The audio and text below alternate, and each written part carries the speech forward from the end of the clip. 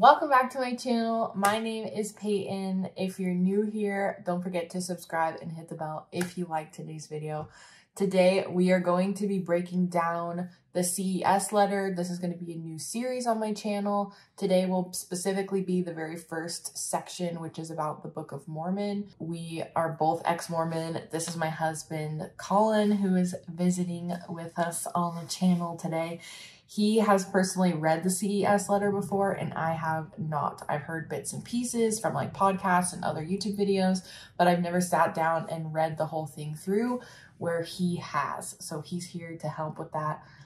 And if you want to say anything about yourself, you can. Yeah, I mean, I've been in a few of Payton's videos back in the day, but it has been a while. But I'm excited to do this one.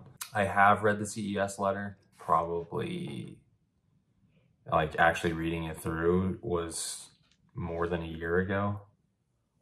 I'm trying to remember like timeline wise, but it had to have at least been more than a year ago, I think. Yeah. And yeah, I think it will be cool to do a breakdown and read some of these things now that, you know, I've been out of the church for a while, I've seen some different perspectives, and I think it'll be good. Oh, and quick side note, it is extremely windy around here for some reason today, and we have some construction, so we'll try to like stop talking and just edit it out if it gets like way too loud. But if not, and you're hearing stuff in the background, sorry, that's what that is. It's crazy wind. Yeah. There was a tumbleweed the size of a car outside. The size of a car? Yeah, it's huge. It's on our street. Oh. That was probably exaggerated, but it's a very large. I didn't see it. But yeah, let's get into the video.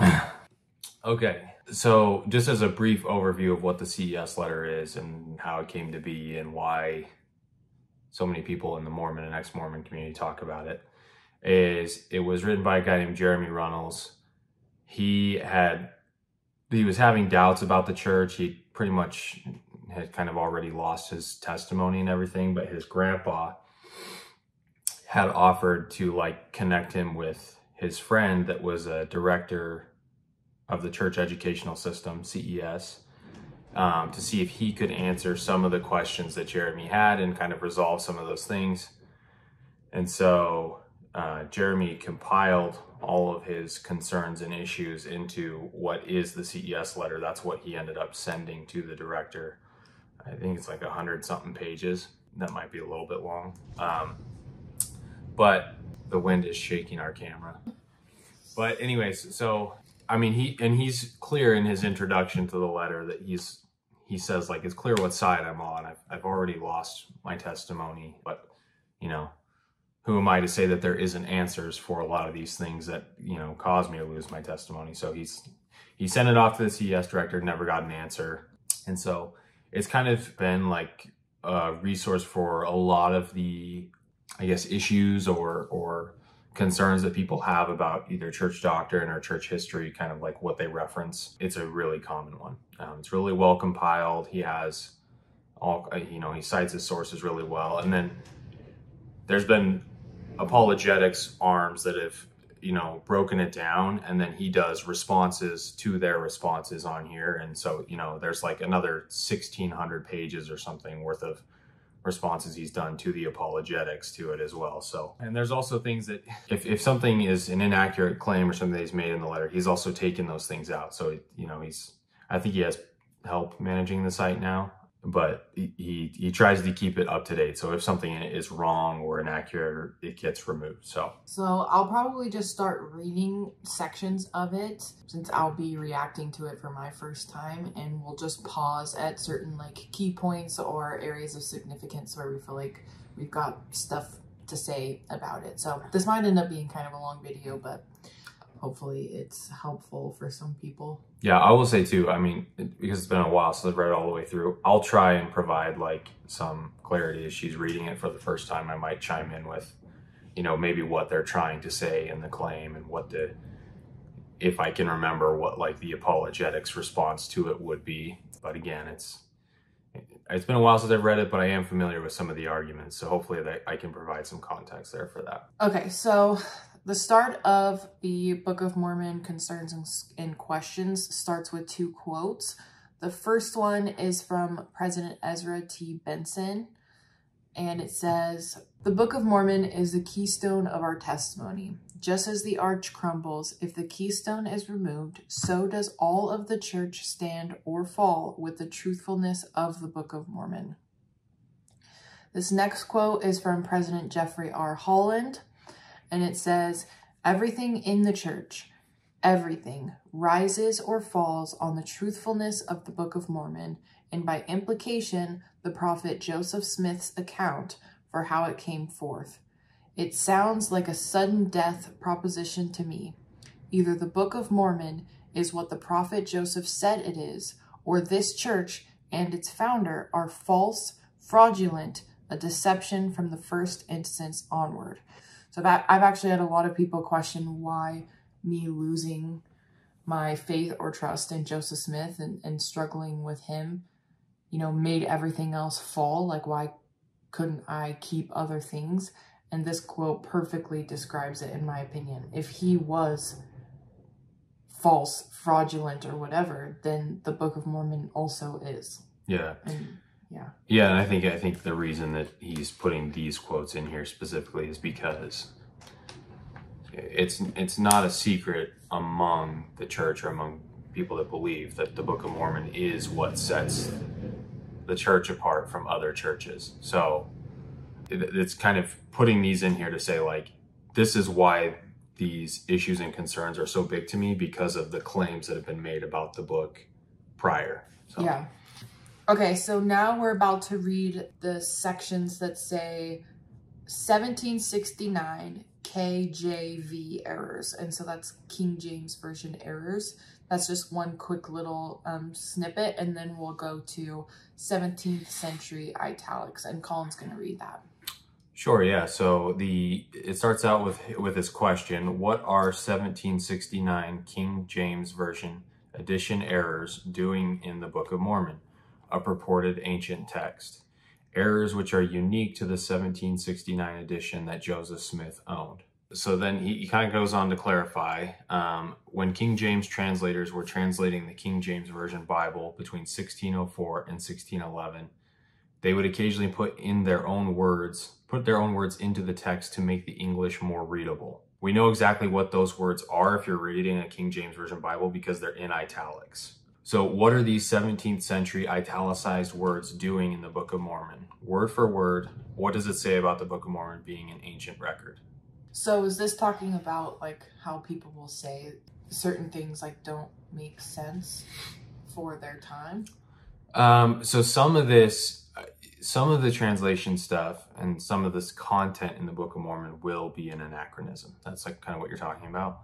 It's not necessarily, I mean, some people will say that anything from the King James Version Bible being in there is anachronistic because it wouldn't make sense for the ancient record, the language it was being translated from, to be in the Book of Mormon. I don't necessarily agree with that, because theoretically, the argument would be that if Joseph Smith is translating this with the gift and power of God, God could have put these scriptures to him in a way that he would have understood them, which he would have understood the King James Version Bible the best. So I don't necessarily think it's anachronistic, but I will say, to me, it makes it seem obvious that this was a 19th century book that was written with sources that were familiar to Joseph Smith in that time.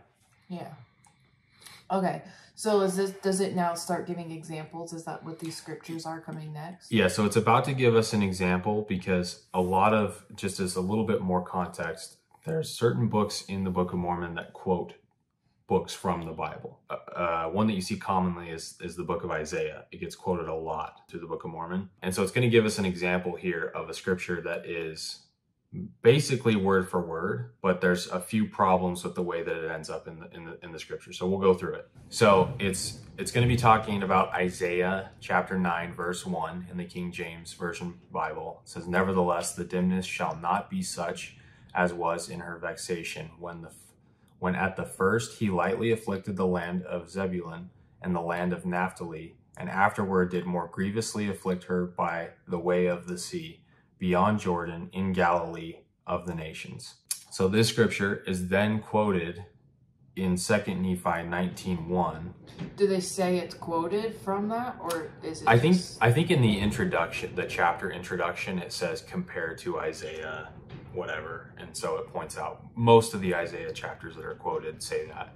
Okay. So that it's going to sound almost the same. But this one says, nevertheless, the dimness shall not be such as was in her vexation, when at first he lightly afflicted the land of Zebulun and the land of Naphtali, and afterwards did more grievously afflict by the way of the Red Sea beyond Jordan in Galilee of the nations. So did you catch that difference, the main difference there? It just sounds like it's slightly worded differently, like... Yeah, and I mean, I guess we can keep going because he's going to get into it in his explanation right here. And there's a couple things. So some of the things, the complaint is that, you know, the King James version of the Bible has like stuff worded kind of weird. It's kind of like in Old English. And I think part of the complaint is why is that being used in a book that was translated in the 19th century in America? Why is it using that same language when we now have better translations of the Bible that don't use that same language? Wouldn't it be because he's translating something that was older? Yeah, so I mean that would be part of the argument, but keep in mind the King James version of the Bible wasn't translated until well after the record that he is translating. I mean, it was translated in 1600 something.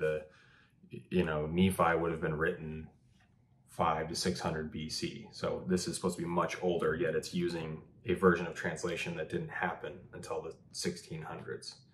So wouldn't that mean that the translation should sound even older than the Bible?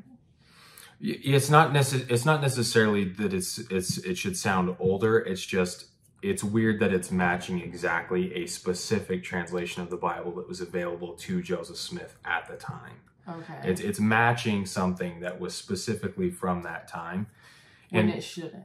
When it shouldn't. And there's actually, the reason that this is such a good example, we're about to get into it, this Isaiah 9:1 compared to 2 Nephi 19:1 is... So the above example, 2 Nephi 19:1, dated in the Book of Mormon to be around 550 BC. Let's see, quotes nearly verbatim from the 1611 AD translation of Isaiah 9:1 from the KJV Bible, including the translator's italicized words. Remember, these are the words that they inserted just to kind of make the English more readable and understandable. Additionally, the Book of Mormon describes the sea as the Red Sea. So if you remember from when we read the Isaiah one, it didn't say the Red Sea. It just said by the way of the sea beyond Jordan in Galilee of the nations. And then in the Book of Mormon one, it says by the way of the Red Sea. Mm-hmm. So in the Book of Mormon, it clarifies that it's the Red Sea. The problem is that later on in the New Testament, Christ quotes Isaiah and didn't mention the Red Sea. And then the other problem is the Red Sea isn't found anywhere in the source manuscripts. So the actual source manuscripts that we have that we've translated to make our Bible doesn't mention the Red Sea anywhere. And then the last problem is that the Red Sea is 250 miles away from where they're even talking about in here. So this seems like an error where Joseph Smith maybe inserted the word Red Sea, not realizing that this wasn't referring to the Red Sea in Isaiah. So that this one is, I think, is especially problematic because of that. It has all the elements, it has these italicized words, word for word, how they were in the King James Version. And then it was later quoted by Christ in the New Testament, doesn't have the Red Sea. And then geographically, it doesn't make sense because the Red Sea isn't anywhere near here. So, okay. What do you think about that? Does that make sense? Yeah, I think so. All right, so the next example is Malachi chapter 3, verse 10 in the King James Bible. And there's an ellipsis. It's only quoting part of the scripture. And pour you out a blessing that there shall not be room enough to receive it. This is then in 3 Nephi chapter 24, verse 10. And pour you out a blessing that there shall not be room enough to receive it. And you'll see in the screenshot, he's bolded the italicized words from the translators that are then in the Book of Mormon. And it's kind of the same thing we talked about in the last one. Like, these are just matching exactly how the King James translators did it. Mm-hmm. When this was written, century or more before that. Not century, like 1,000 years, basically. So that's something to keep in mind. Okay, so this next section is mistranslations. I'll just read this here. It says, the Book of Mormon includes mistranslated biblical passages that were later changed in Joseph Smith's translation of the Bible. These Book of Mormon verses should match the inspired JST version, that's Joseph Smith translation version, right? Of the Bible, right? Yeah, the Joseph Smith translation. Okay. Instead of the incorrect KJV, King James version that Joseph later fixed. A typical example of the differences between the Book of Mormon and the King James version and the Joseph Smith translation. I will be having a link to the CES letter in my description box below, so you can click on it and even be following along while you're listening if you want. But yeah, do you feel like, okay, this is a whole different mistranslations. Do you want to just kind of explain do you feel like you need to read over them really quick in order to explain them, or? Sure, I can just kind of explain this because so Joseph Smith did a retranslation, or essentially like his own translation of certain biblical passages that were, I guess, in his mind or in his claim, correcting certain things that were either lost or not correct in the Bible. You know, he's providing a more accurate translation. There is an article of faith that is taught within the LDS Church. It's the 8th article of faith that says, we believe the Bible to be the Word of God as far as it's translated correctly. And we also believe the Book of Mormon to be the Word of God. So there is a lot of talk about how the translation can be misleading and incorrect. Yeah. So I just feel, I mean, we don't have to read all of them. I'm not even going to read all of it just because people can go look up the quote from here. But essentially, the claim that he's making for this example is that in the New Testament, Christ gives the Sermon on the Mount. I'm trying to not hit the desk out of habit and shake the camera. I'm not camera trained, okay? So Christ has the Sermon on the Mount in the New Testament in Matthew, and then he gives essentially the same sermon in 3rd Nephi in the Book of Mormon when he visits the Americas. Now, I mean, take that however you want. A lot of apologists will say it's not the same sermon. It's just a lot of the same ideas are given and taught to the people here in the Americas. But the claim that Jeremy Runnels is making with this one is Christ's Sermon on the Mount and in the Bible and the Book of Mormon are identical, largely because if you read the verses, they're, a lot of it's just word for word in there. But then Joseph Smith later, when he did his translation of his biblical translation, he corrected the verses from the Sermon on the Mount in his own translation of the Bible, yet he left the incorrect ones in the Book of Mormon that match the King James Version of the Bible. So theoretically, you would think if he's correcting a biblical passage, shouldn't the Book of Mormon have matched the correct version that he later did in his translation of the Bible? Yeah. So that's essentially, and you can go through it and you can go and look up these verses. We're not going to read it because, like I said, it's not like it's super long, but it will be lengthy if we read through all of them. Yeah. So go look at those. It's interesting. I have heard, sort of the apologetics behind that is, well, really, Christ was visiting a different people. It's not the exact same sermon. And, so take it for whatever you will. My opinion is that this is a very valid concern and question to bring up. Why wouldn't it match?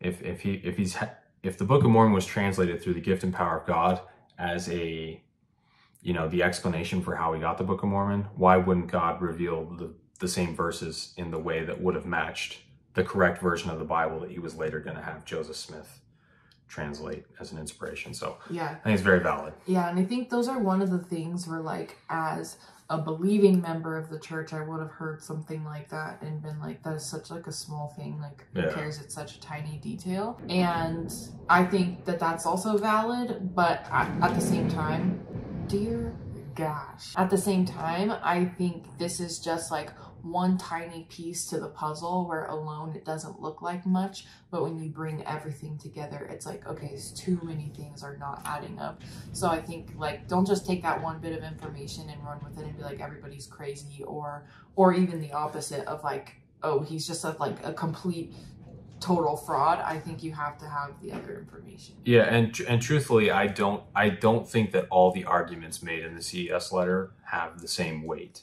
I think some are stronger than others, some are weaker than others.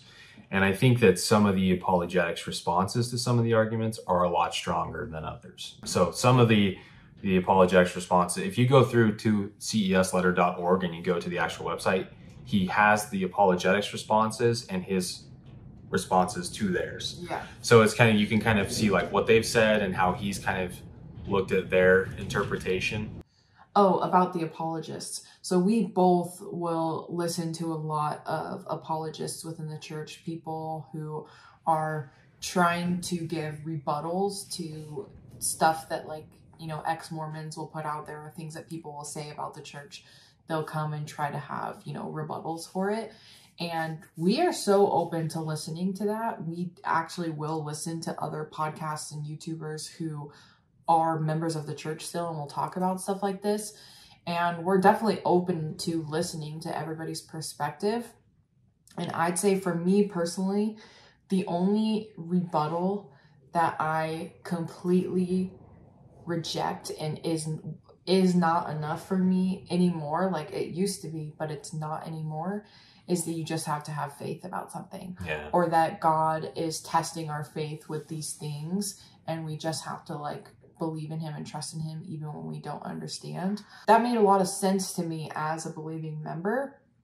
But now, as I said in one of my previous videos, I'm not interested in believing or worshiping a God or higher power who wants to play games to test my faith. And I use the example of like my husband. I'm not, you know, making fake accounts and trying to hit him up and see if he would chat with another girl. I'm not trying to like test his faith like in our marriage. That would just be like twisted, and I highly doubt he would want to be with a person who's doing stuff like that.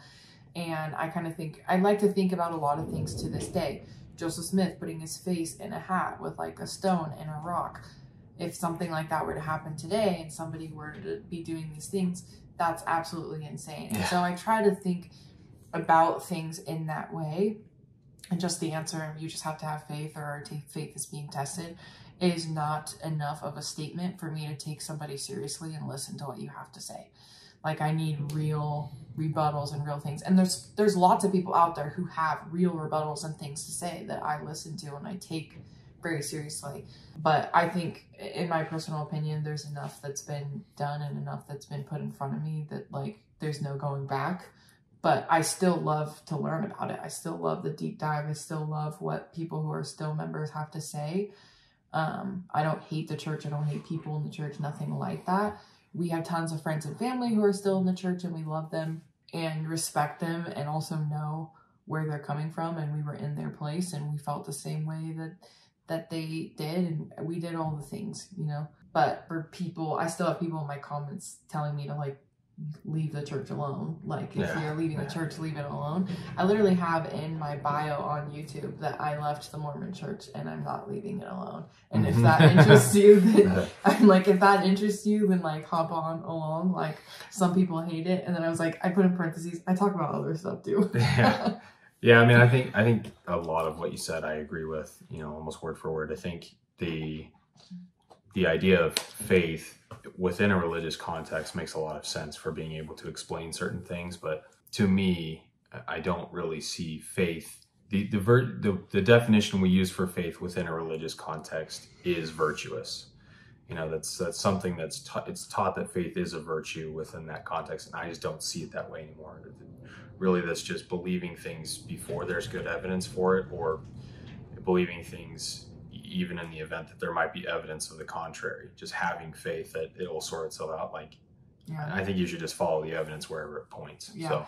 And I was very much so that way. I didn't need, you know, that the church is very well at their like marketing and the content that they show you, the videos in the temple or videos that they put out for people. There's a lot that talks about, you know, all the people who are against the church and have all these things and hate Joseph Smith and you know, apostates, or, you know, people who just have reason to say that the church is a fraud, basically. And they'll show videos of like people getting like picked on or bullied or physically hurt or whatever because of their beliefs. And, you know, the whole end of the message is that these people like held strong in their faith and they know that they will be like blessed for these things. I saw a video the other day where like a girl role played this whole scenario where she was in high school and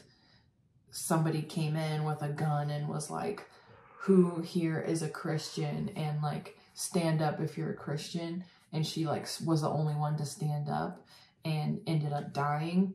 And that when she got to heaven, like God gave her all these like blessings and like knew that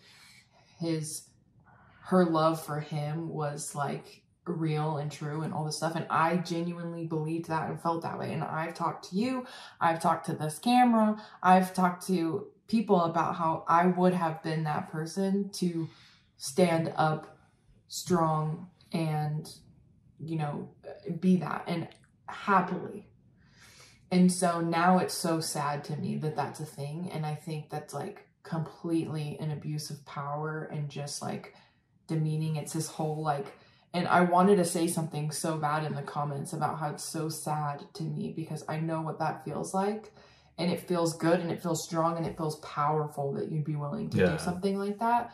And it's really just weak and sad now. Yeah, and I mean, that's something I would add. I would actually clarify too that I don't actually have a problem with other people sort of taking that faith position, because a lot of people get a lot of utility and whatnot out of religious beliefs.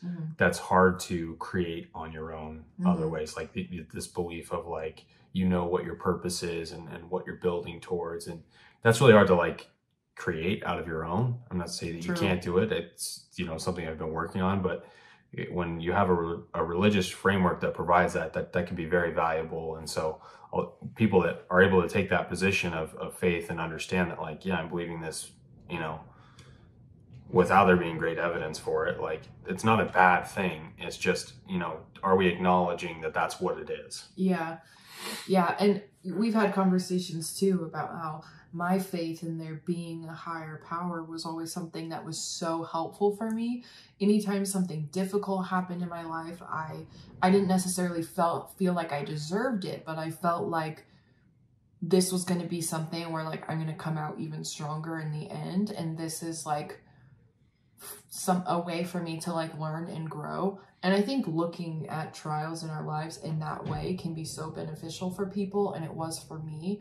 I felt like having a higher power on my side and doing the things that I believed he wanted me to do helped me to achieve anything. I literally believed that I could have anything I want. I could have any job I want. I could have however much money I wanted. I could have anything because of that. And losing that belief made me realize just how insecure I was in my own abilities. And I think a lot of people, at least family members of mine that I've talked to, see that as being very selfish. Like if I'm then like switch my mindset to like, it's all me and I'm what got me here and I'm what's going to get me here, is like such a selfish thing. Like, how could you not give credit to God?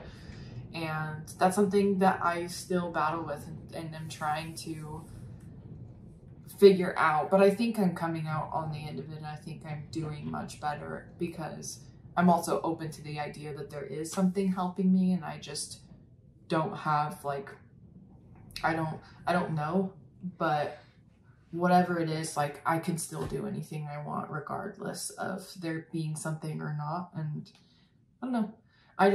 If you're in that same spot, shout out in the comments, because I cannot tell you how freaking alone I feel in that struggle. I think you're very comfortable with the idea of there being nothing. Yeah.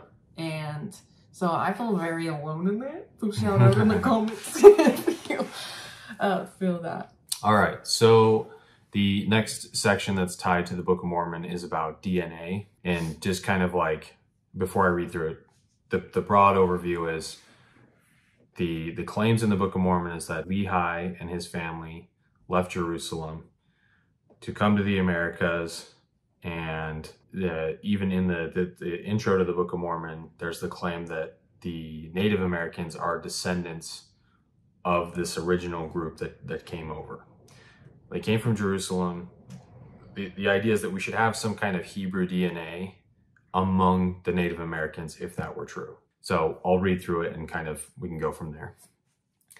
DNA analysis has concluded that Native American Indians do not originate from the Middle East or from Israelites, but rather from Asia. Why did the Book of Mormon change the following section of the introduction page in the 2006 edition Book of Mormon shortly after the DNA results were released? One thing, you did say Book of Mormon in this last sentence, but it says church. So why did the church change the following section of the introduction page in the 2006 edition of the Book of Mormon shortly after the DNA results were released? Gotcha, okay. But kind of same concept because it's in the Book of Mormon, but it said the church changed it. Yeah, that makes a lot more sense. That's a good correction. So then it basically just has the section of the Book of Mormon that got changed in the introduction. It used to say the Lamanites, and they are the principal ancestors of the American Indians. And then it got changed after the DNA results came out to the Lamanites, and they are among the ancestors of the American Indians. So it's a slight change in phrasing, but it does change what it means. And then this is kind of what I was talking about earlier. He does keep the CES letter up to date. He does have a disclaimer in here that says, update, the church conceded in its January 2014 Book of Mormon and DNA Studies essay that the majority of Native Americans carry largely Asian DNA. The church, through this essay, makes a major shift in narrative from its past dominant narrative and claims of the origins of the Native American Indians.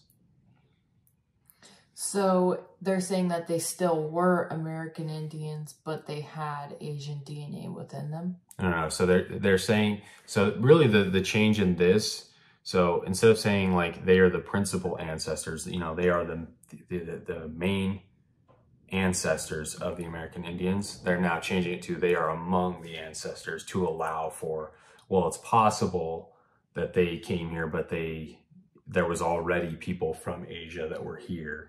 And so it's not going to mostly be Israelite, Jewish DNA that we would see here. There may also be, they're basically allowing for there to be like, instead of the narrative previously being that, Native Americans were descendants of the Lamanites, once we got DNA evidence. So it's basically saying like, when we did DNA evidence, we would have expected there to be essentially DNA that matched what the Israelites would have had. Instead, what we found among the Native Americans was that it was Asian DNA markers. And so what actually happened is people migrated from Asia to the Americas, and that's how the Americas were settled. Mm-hmm.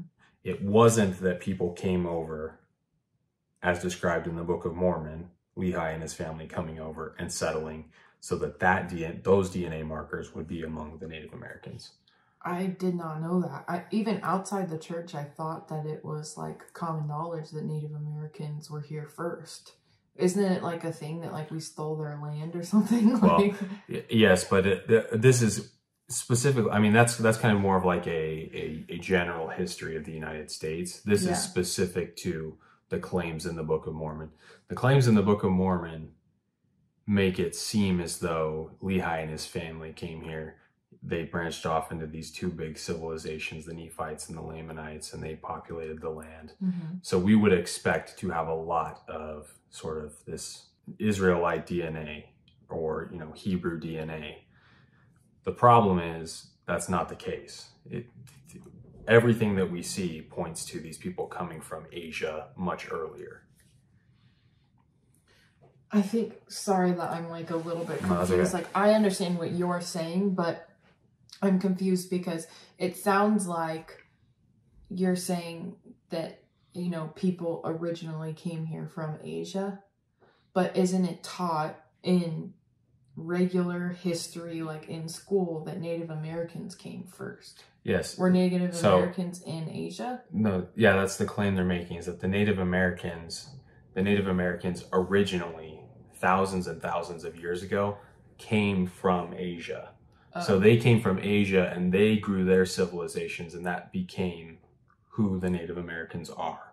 That's what mainstream like history teaches? Yes, yeah. Okay, I didn't know that it was taught that they came from Asia. That's because a lot of times when you learn about the history, you learn about us discovering that the Native Americans were here when Columbus and others, you know, came to the New World. But specifically within an LDS context in the Book of Mormon, it's the main difference is that their claim that these people came from Jerusalem, we should see DNA markers that would match people coming from that part of the world. Oh. It doesn't make sense that it's mostly Asiatic DNA that we're finding among those groups. Yeah. I kind of wonder what people who don't believe in evolution would say about this. Like, because people who don't believe in evolution believe that, you know, you just had Adam and Eve sent here. And so how much would DNA matter to people who think that God can just like put people in places and yeah, I mean, assign their race or something, you know? Yeah, I mean, there's going to be a lot of arguments. There's going to be a lot of arguments about the DNA one, just as there is with other sections. And kind of like I said before, some of the arguments in the CS letter are stronger than others. I actually think this is a really strong argument. And Me too. I think that's why the church put out these gospel topics essays. And I think the ones that they put out were about issues that are actually issues. They actually are things that need to be addressed. So this one is a big one. I think as far as like the evolution thing goes, I think people that choose to not believe in evolution or deny evolution, you know, no amount of evidence is going to convince them, because they're taking a faith-based position that that's not the way that it was. Yeah. But however, there are plenty of Christians and, you know, specifically LDS people that believe in evolution and believe that they fit it within their own faith context. And so there's a whole spectrum of belief there, but I think the main argument would be that if they're going to deny evolution anyways, they're going to deny it. So yeah, this section is about like anachronisms. Can you read it? Yeah, I can read it. Okay. Horses, cattle, oxen, sheep, swine, goats, elephants, wheels, chariots, wheat, silk, steel, and iron did not exist in pre-Columbian America. During Book of Mormon times, why are these things mentioned in the Book of Mormon as being made available in the Americas between 2200 BC and 421 AD? And then the next paragraph says, unofficial apologists claim victories in some of these items, but closer inspection reveals significant problems. It has been documented that apologists have manipulated wording so that steel is not steel, sheep has become never domesticated bighorn sheep, and horses become tapirs, etc. This is like a common one I hear in a lot of other videos. Yeah, and this one is interesting. I will say, like, I think that there actually is a good concern and argument here to be made. There are other anachronisms that are more like actual like content or textual anachronisms, meaning like ideas or stuff in the text that doesn't make sense being there. Not just like things like horses, but like actual ideas that are anachronistic, that I think are a little bit more interesting than this, because theoretically, like, I'm not going to say that we are going to find horses that, you know, horse fossils or something that, you know, do prove that they actually were here, but we could. And like, but the ideas ones I think are more interesting to me, but it doesn't talk about those here. Maybe it does later in the CES letter. I can't remember, but. Okay. Oh my gosh. I'm not going to screenshot the archaeology one because that is so long. Do you feel like you could briefly summarize this archaeology section, or do you feel like you would want to read it really quick?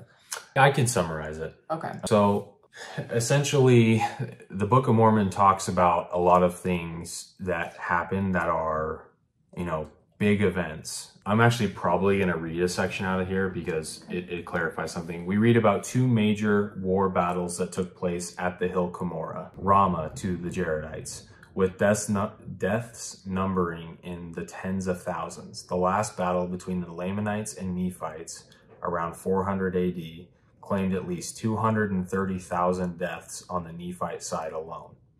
No bones, hair, chariots, swords, armor, or any other evidence of a battle whatsoever has been found at this site. John E. Clark, director of BYU's archaeological organization, wrote in the Journal of Book of Mormon Studies, and I'm going to read his quote too, just because it's talking specifically about this. In accord with these general observations about New York and Pennsylvania, we come to our principal object, the hill Cumorah. Archaeologically speaking, it is a clean hill. No artifacts, no walls, no trenches, no arrowheads. The area immediately surrounding the hill is similarly clean. Pre-Columbian people did not settle or build here. This is not the place of Mormon's last stand. We must look elsewhere for that hill. So basically the reason that this is kind of a big deal is because Joseph Smith talked about the hill Cumorah, where he got the plates, being the hill where these things took place. And so you would expect with a battle that big, even though it was a long time ago, to find something. 230,000 people dying is a lot. And if they were using weapons and things, we should find archaeological evidence. And this is the church's employee basically acknowledging, like, that didn't happen here. We need to look somewhere else for that hill. Yeah. That, or I could see, like, my past Mormon self saying that, like, it would make sense. It would follow, like, plenty of other stories if you said that he, like, took all of that stuff away for, like, the lack of evidence and, like, testing your faith or something. Yeah. Like how the plates aren't in existence anywhere and Moroni has them in heaven, and just stuff can be just taken up and removed. So for the only reason is to test your faith. Right. In my knowledge. Yeah. I think this kind of goes back to what you're saying. Like this comes down to like your personal faith position and like what's important to you when you evaluate these types of things. Like I have no problem with people saying like it's possible that there maybe is actually another hill Cumorah, and the hill Cumorah that Joseph Smith got the plates from was essentially God allowing him to find the plates where he lived so that he could translate them. Stuff like, I'm perfectly fine with like a faith position like that. The problem is when there are certain claims that are made that this was the hill, and then we realize like through archaeology and whatnot that it doesn't match. And then we say, well, there's another hill Cumorah somewhere. Like it's kind of like, you could always move the goalposts further and further. You could always say, well, maybe it's this way. And then we research that, we realize it wasn't that way. So, oh, maybe it's this way, and you move it over here. And so you can always move the goalposts and change the narrative to be like, well, maybe it was done this way.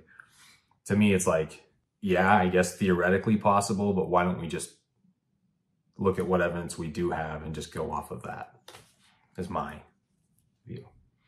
Yeah, I'm open to there being different explanations for things.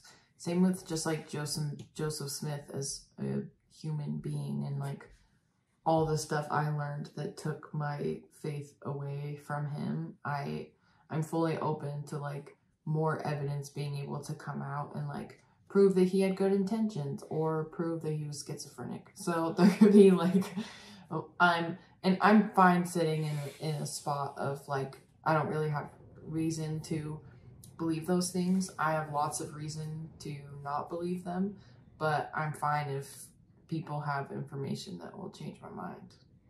Yeah.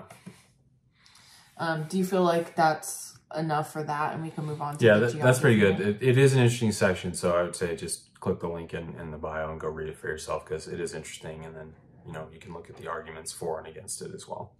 Yeah, so the next section is about Book of Mormon geography, and I'll just read this first section. Many Book of Mormon names and places are strikingly similar to many local names and places of the region where Joseph Smith lived.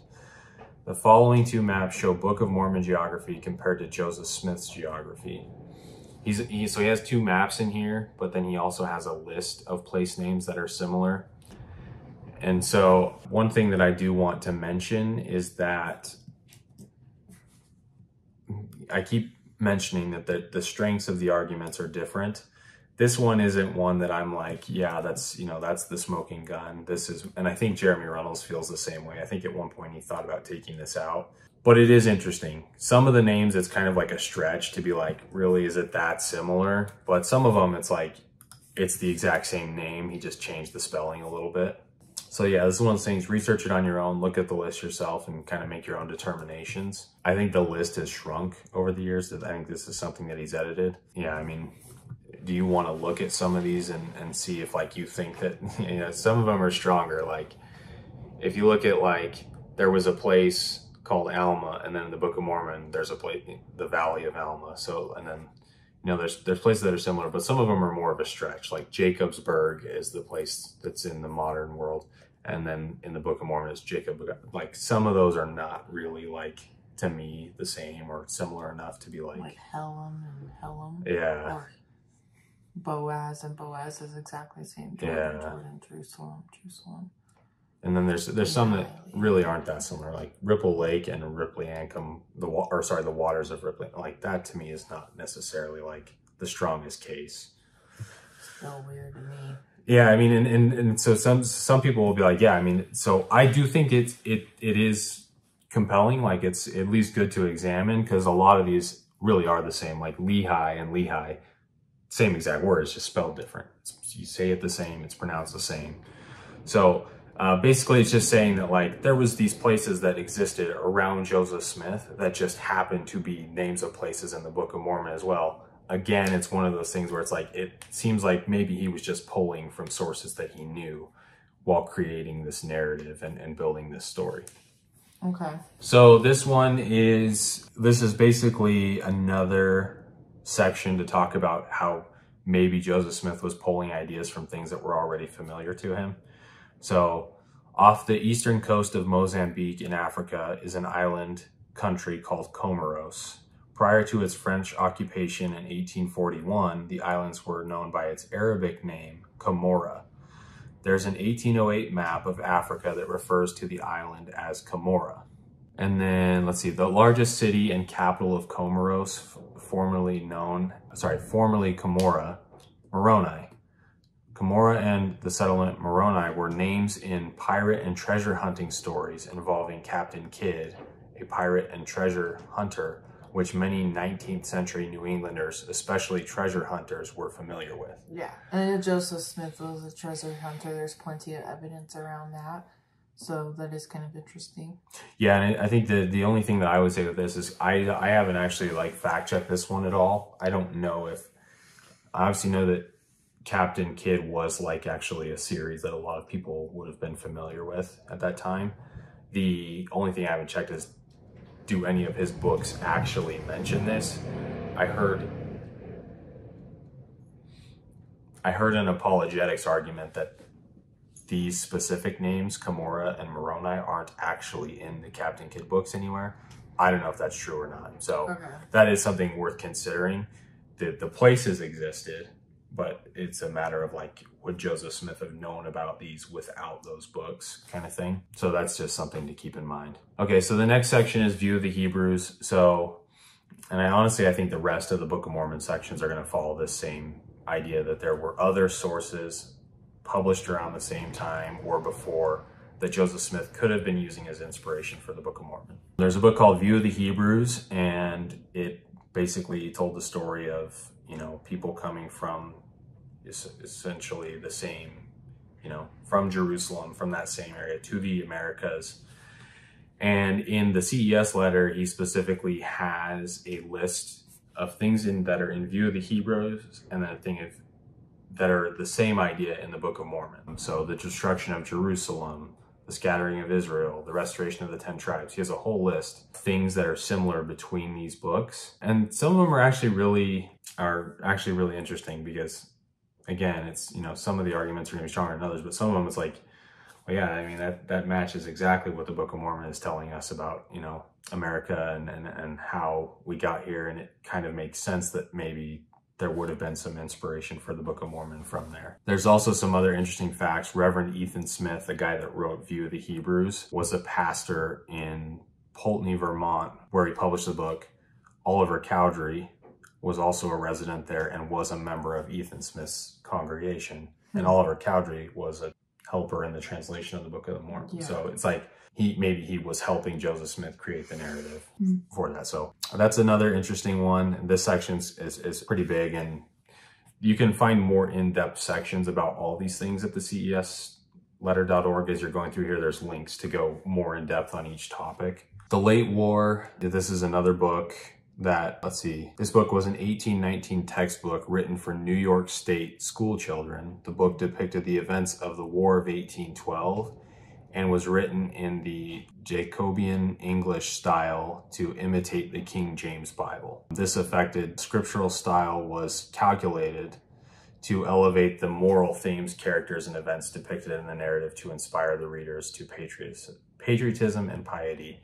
So this is, again, like, if people are trying to, the idea is that maybe the reason that this King James English is in the Book of Mormon so much is because there were other things culturally that were using that specifically for these purposes. That, you know, this was telling a story about the War of 1812 in English that would have made sense and was important to people that were reading it. Yeah. So, you know, do you have any thoughts on any of those? Yeah, I mean, it's interesting, this section. I feel like I want to screenshot this and put this in where it talks about the first chapter, reading incredibly like the Book of Mormon. So it has 4 verses in here, and this is from the book, right? The Late War. So this is 4 verses, so I'll read them really quick. It's 1.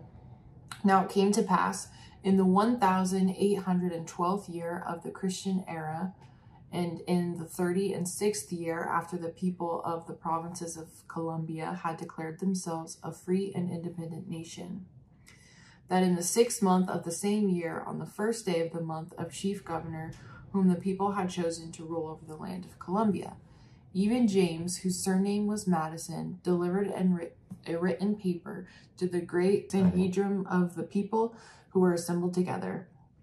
And the name of the city where the people were gathered together was called after the name of the chief captain of the land of Columbia, whose fame extendeth to the uttermost parts of the earth, albeit he had slept with his fathers. Yeah, I mean, I almost wish there were like example scriptures in here, because you could have told me that that was in the Book of Mormon, and I might have been confused and like not necessarily remembering the story, the names of the places, but the layout it's written almost exactly. I mean, the now it came to pass, and it came to pass. It's like in the 1812th year of the Christian era. I remember repetitive scriptures like that and talking about the years and stuff like that.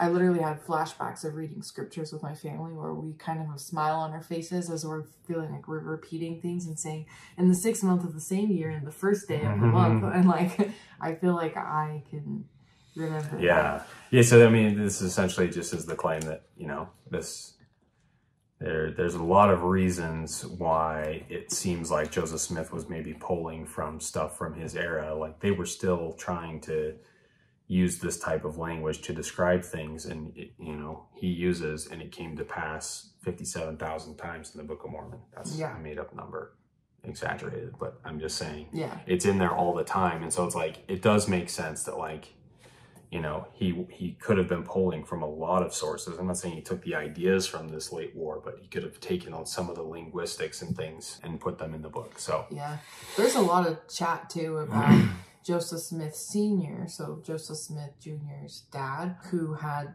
you know, the dream of Lehi's vision that he told very regularly to Joseph and his family, and it was like a known dream that his dad had.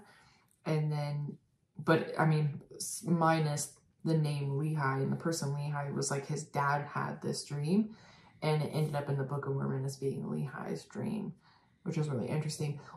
I've heard that story so many times, but I'm trying to remember where the evidence of that actually comes from. I think it's through journals or something like that, but I've heard that everywhere. Yeah, I think a lot of these View of the Hebrews, Late War. These ones are very interesting to me because I don't think we have a good explanation for how Joseph Smith would have written the Book of Mormon in terms of like explaining it beginning to end. But certainly these help us maybe understand how it was pieced together and how he could have had help constructing the narrative and things. So to me, these are very interesting. That's our house vibrating from the wind. There's a section here under the late war that we were just talking about where there's a bunch of bullet points that talk about like very specific things that are in the late war book that are also in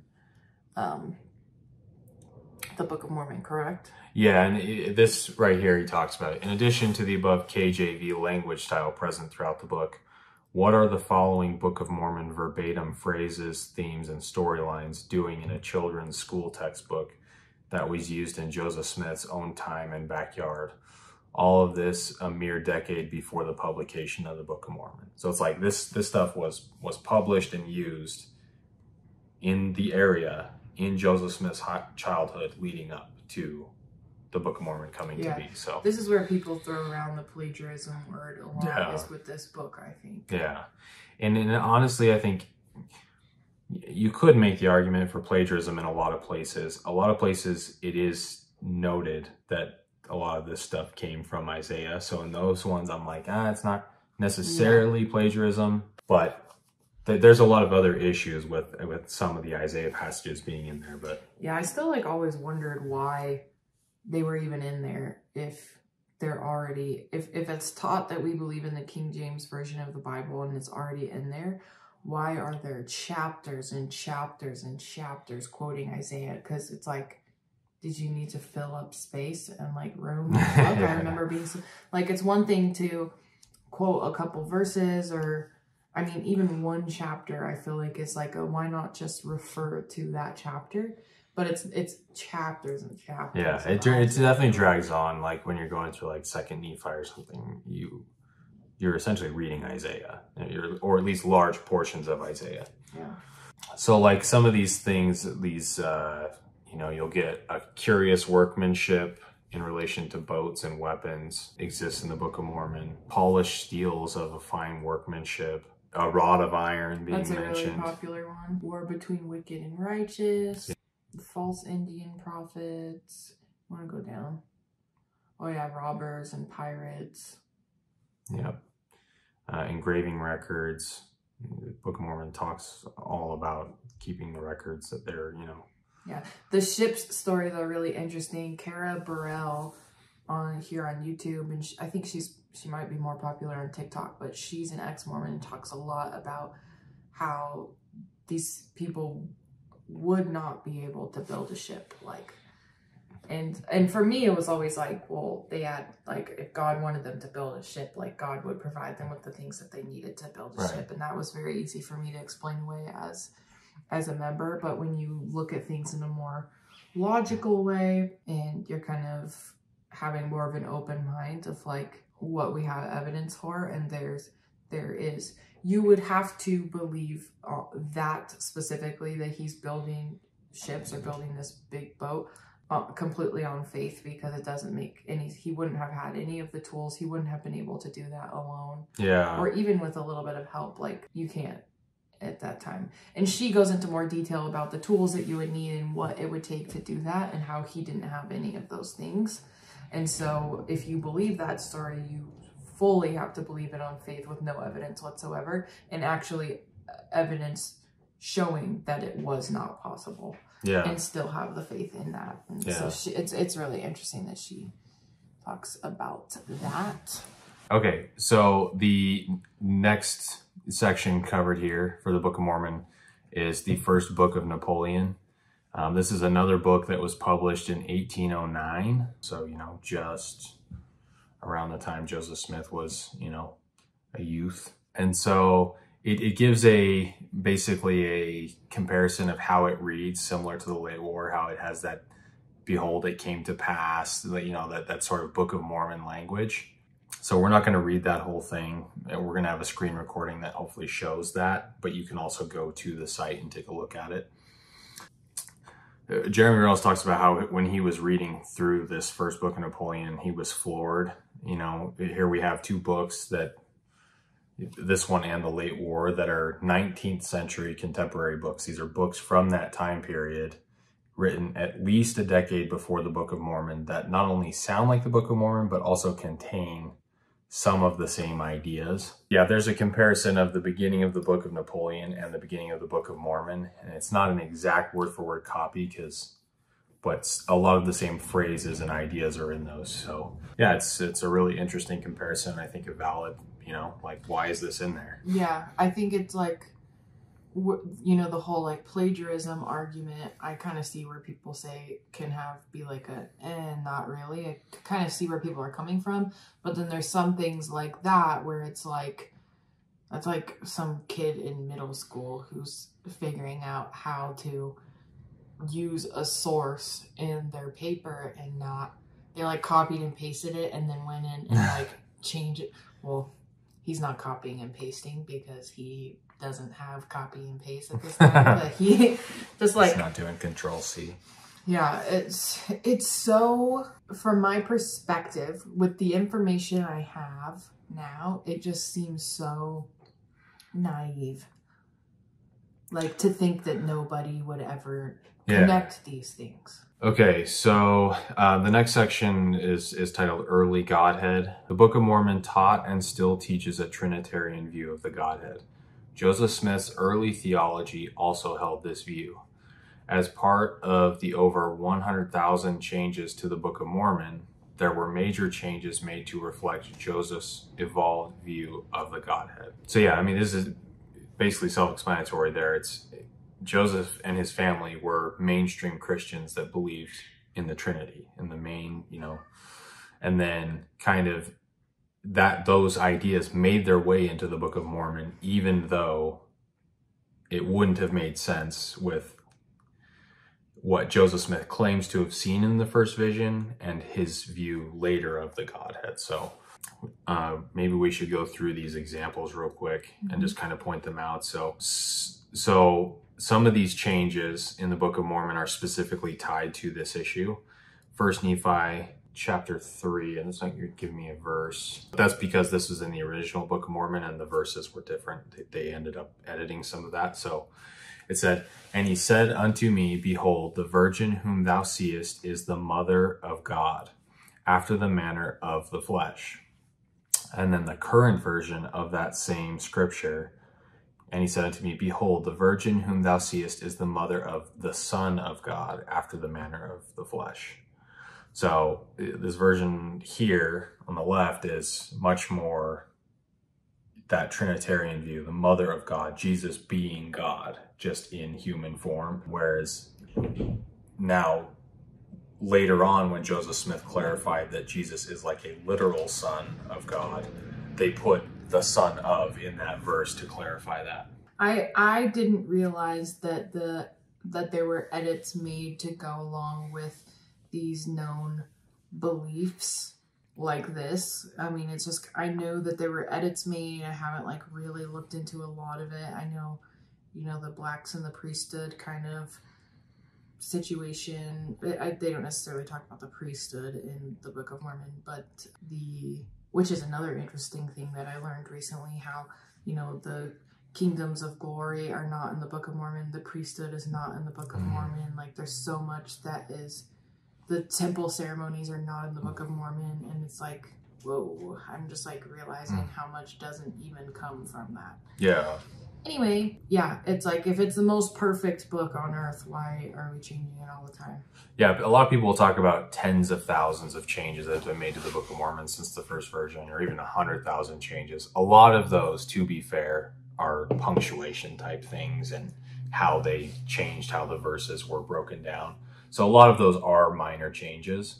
However, some of them are theological changes, things that actually affect what the verses mean and what they're talking about. So here's another one. Yeah, it's kind of the next one's like the same thing, as they add the Son of the Eternal Father. Yeah, whereas they actually referred to it originally as the Eternal Father, which would have made sense as a Trinitarian believing Christian to say that in that verse. So And again, these are all actually from the same like section of the Book of Mormon, but the next one is, it says the everlasting God, and then was later changed to the Son of the everlasting God. So we just are seeing these be edited to reflect Joseph Smith's later view of the Godhead. Yeah. It was making me think of like growing up and going to like some Christian churches with some of my friends. A lot of our beliefs were really similar, and I just felt like the Mormon religion just had a lot more stuff added on top of everything that they believed, because we had the Book of Mormon and there was just like more information. But there was this, you know, difference in, you know, the Trinity and whatnot. People would pray saying like, "Dear Jesus," and like all this stuff, and like talking to Jesus. Oh, and they would also say God, but they would use it like interchangeably, where like the way we would pray is "Dear Heavenly Father," who would be the Father of Jesus, and we would say like, "In the name of Jesus Christ," where amen, and where the other churches would say "in Jesus' name," but I never really understood why they would say "in Jesus' name" if they're talking to Jesus. It was, so that was always something where there's just like a lot of little questions around that growing up where I didn't quite understand, but I think that was like the biggest thing. But I've heard different things from Christians. Some Christians have no problem with Mormons considering themselves Christians as well, because they're like, if you believe that Jesus Christ died on the cross for your like sins and all of that, like, and he's the Redeemer of the world, then you're a Christian. And then other people say like, you can't be a Christian if you have the Book of Mormon and you believe that they'll say like two gods basically, which it's not taught that it's two gods. I mean, honestly, that's something that bothered me as a member of the church, was the gatekeeping that Christians do to LDS people for saying like, "Oh, you're not Christian." I think the distinction is there specifically because of this one issue of how the Godhead is viewed. That actually still bothers me. Like, even not being a member of the church, that Christians will gatekeep in that sense and be like, "You're not Christian because you don't read the scriptures and interpret them the same way that we do." To me, that's annoying and weird. Well, I'm going to do another video where I'm responding to comments, because on my last video where I did frequently asked questions from Mormons answered by ex-Mormon, I mean, the comment section's like blowing up with stuff. I've been posting shorts every day like from that video, and those comments are like filled up. And there are people who say stuff like that like they're not Christian. There's a lot of people saying that like there's a whole group of people who are ex-Mormons and born-again Christians. There's YouTube pages for it. A bunch of them were in my comments saying that they hope I could find Jesus again, because all this stuff. And so there's definitely a lot. There's a lot of different beliefs and opinions, but I'm going to make a video where I respond to a lot of those comments. That'll be good. And if you want to do, I'll be in that one too, so that I can annoy Mormons and Christians. And that's your sole purpose? Yeah, that's my only purpose. No, I'm just kidding. He's a sarcastic person. I mean, again, this is like, it's one of those things where it's like, again, it's like, oh. I don't know why I feel like I need to lean this direction. You're like, get away from you. I don't feel bad. I don't even remember where I was going to go with that. We can carry on. We can address some of those things later. We'll get through this section. This is the last section. Yeah, so he then moves on to other examples that are still in the Book of Mormon. So these ones were ones that they changed. These are ones that are still read this way in the Book of Mormon today. And instead of reading the whole verses, I'll just point out here in this verse, it says, "Yea, he is the very eternal Father of heaven and earth." And it's talking about Jesus, where normally you would think it would say the Son of the Father, or the Son of I asked these questions all the time in scripture study growing up.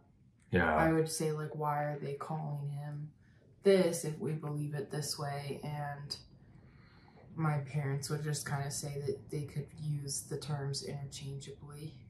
Yeah. And that it's kind of like, I think they might have said something about it being like an older, like they used to be interchangeable words and now we kind of use them separately. but it's an older book, so when they use the terms interchangeably, like it was whatever, but now we kind of like are very distinct in how we describe that there are differences, but that when reading it in the scriptures, it can be interchangeable. Yeah, I mean, this one's interesting too, because this one kind of does clarify, but then also would still be, so because he dwelleth in the flesh, he shall be called the Son of God, and having subjected the flesh to the will of the Father, being the Father and the Son. So this is a very Trinitarian verse. Yeah. This is like, Trinitarian Christians believe that Christ essentially was God, the Father, taking human form, you know, becoming the flesh, walking among his people, you know. So this is very much so like was written by somebody who believed in a Trinitarian view. At least me reading it, I don't think there's any other way to take that. So let's see here. I'm just trying to see if there's any other, like, without having to read the whole verse.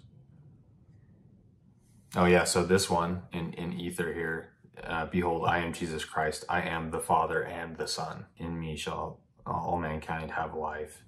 And so there's just so many examples that are still in the Book of Mormon that it's like whoever was writing this very clearly theologically believed in the Trinitarian view of the Godhead. Why is that problematic? Well, because the Book of Mormon was translated, written, published, however you want to say it, after the first vision, when Joseph Smith supposedly had seen them as separate beings, knowing they were separate beings. Yeah, and we'll talk about the first vision in future videos too, like in this series. But yeah, like a quick note on that, there's multiple different stories that he's written and told regarding what he saw in the first vision. And there's one of those stories that is taught in the church to this day, that missionaries go and teach people around the world, where he saw two beings. One was Heavenly Father and one was Jesus Christ, and they both had bodies and all that. But it did not start out that way. The first time he ever talked about the vision, which was years after he supposedly had it, it was one being. Yeah, I think our first written account of the first vision was 12 years after. The version that we use was 18 years after. That's absolutely insane. So, also, why is there so much trust in a 14-year-old? Like, this whole religion was made up by a 14-year-old. Yeah, I mean, I think it's because, I think it's mostly because of the Book of Mormon. Like, I think if you read the Book of Mormon and you're moved by it, and you have this experience with it, it can make a lot of the other things that normally wouldn't make sense to you. But then when you have those doubts about the Book of Mormon and you read about all the issues, if the Book of Mormon unravels for you, then it's going to unravel everything else, kind of. So the Book of Mormon starts out with a story about someone who says, I will go and do as the Lord commands. And he chops off someone's head because he wouldn't give him his family's plates, Laban's family's plates that were passed down to him. And he didn't want to give them to Nephi. And he's like, fine, third try, I'm cutting off your head. I'm going to put on your clothes and wear them and fool everybody and pretend to be you. What kind of twisted shiz is that? How do you not... It's, wow, I would do anything for God, even kill people, all the stuff. I'm just like... Yeah, I mean, I think when I first, like, deconstructed, I had some of those similar thoughts, but then I was like... To me, the only reason I would say that that's not necessarily fair is because I did believe it for such a long time, so wholeheartedly. Like, I believe the story of Laban and whatnot being the story of faith and willingness to follow commands. And so I have a hard time criticizing it in the sense of, like, how could you ever believe this? Because it's like, well, I did believe it. Well, no, I did. Yeah. But I feel like you and I do this thing sometimes where we talk about how certain things in the church where we, like, wholeheartedly believed certain things, and now from an outside perspective we're like, how? Because we feel kind of like, well, I won't speak for you, but I feel like it is like a brainwashing kind of thing. And I had people tell me that I was brainwashed in the church, and I remember being so offended by that. I was like, I don't feel brainwashed, I feel happy, like you should just be happy for me kind of thing. But when you get an outside perspective and when you actually know what, like, the process of brainwashing someone is, or manipulated them, or grooming them for something, it is all of those aspects. And like, and that's how I take it. That's how I see it. I did not feel that way when I was in it. I was perfectly happy and okay and believed all of it and had full faith and trust in it. I just don't anymore. And that's how I personally see it for myself in my life now. Yeah. Yeah.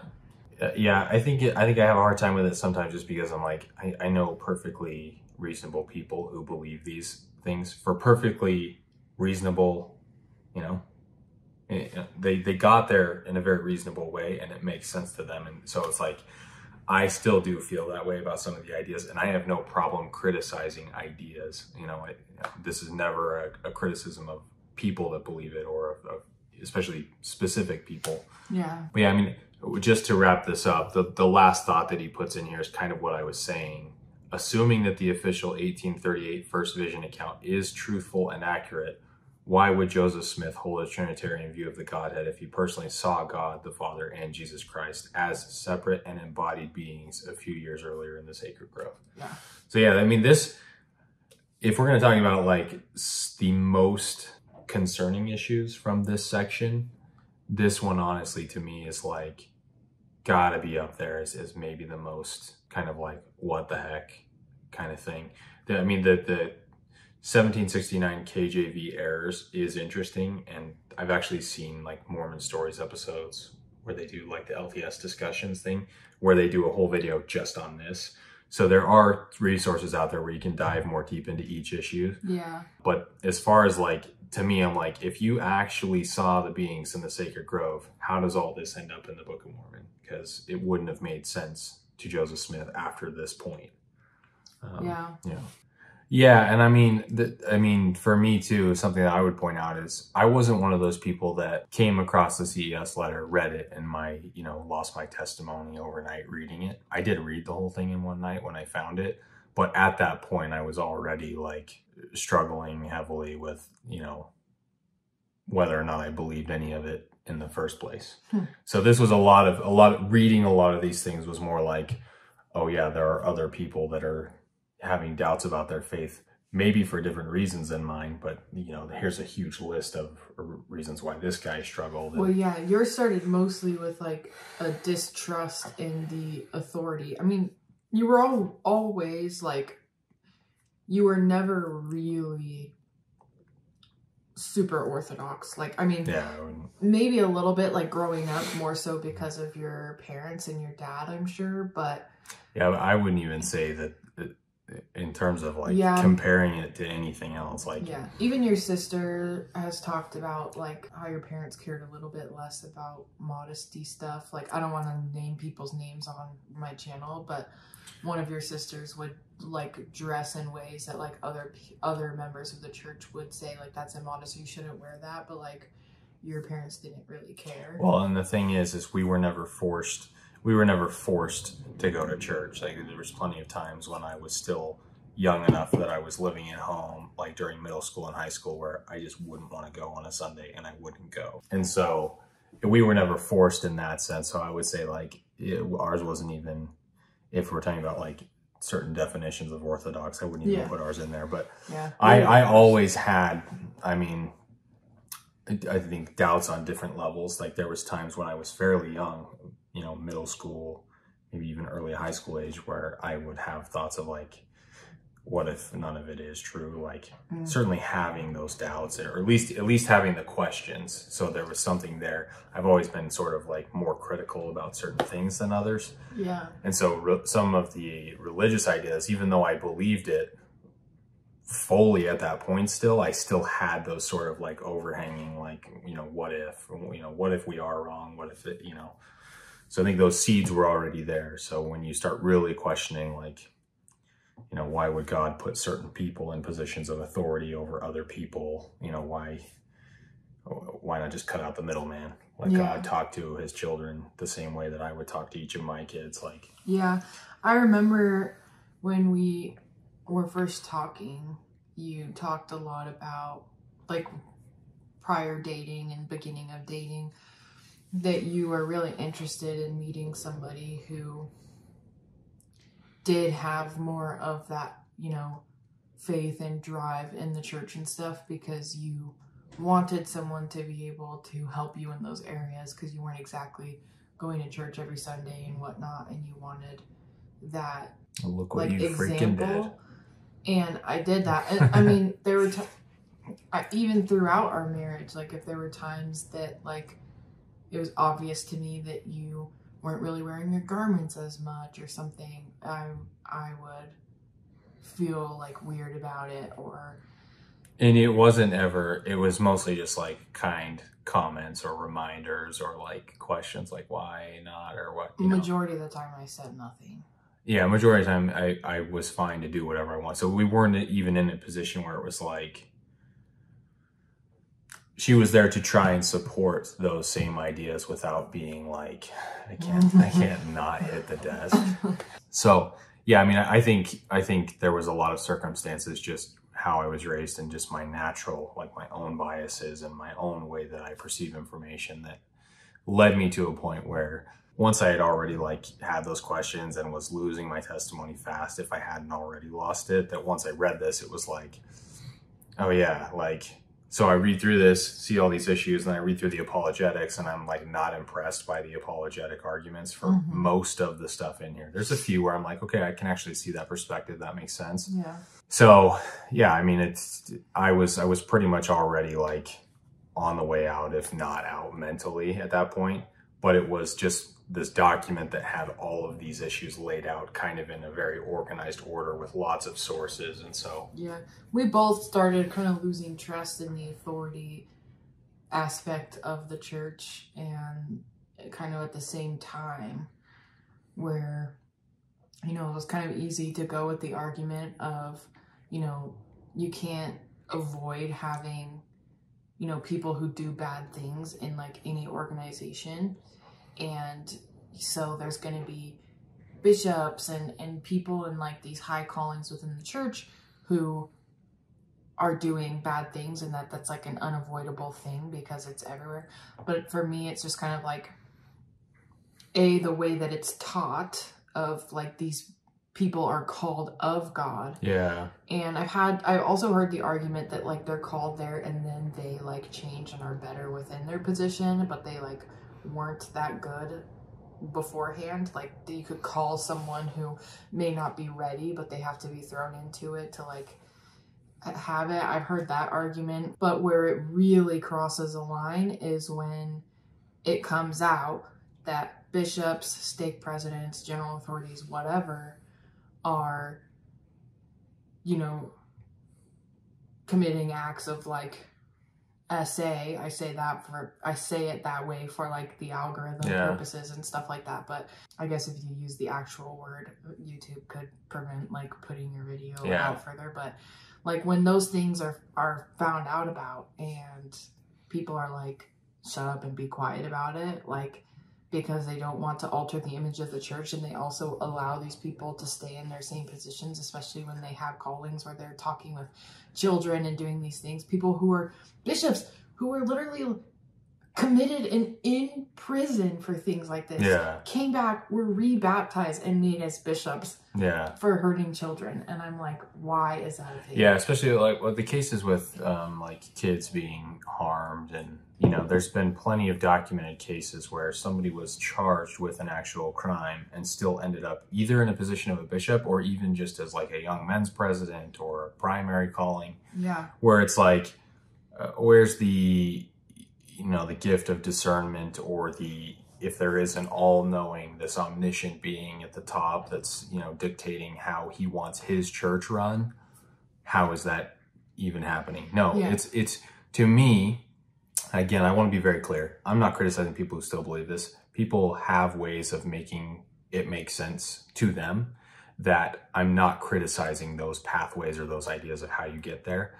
To me, it doesn't make sense that that's what would happen in a church that's run by an all-knowing God. Yeah. It doesn't make sense to me. I can even personally see past like somebody like that being put in the position, because in my mind, they're not called of God. They're called by human beings who think that God is telling them to bring these people in. So I can even have grace in that sense that like, you know, this stake president didn't know that they were calling a child, whatever, into this position, which lots of people in the church, I think, can believe that and don't. I think some believe it is of God. And so when I can see past that point, it's when you find out that this is who they are and this is actions that they either currently are doing or even have done in the past, don't let them stay there. That's like the biggest thing for me is like, wow, what a big mistake. Like, get this guy out of here. Like,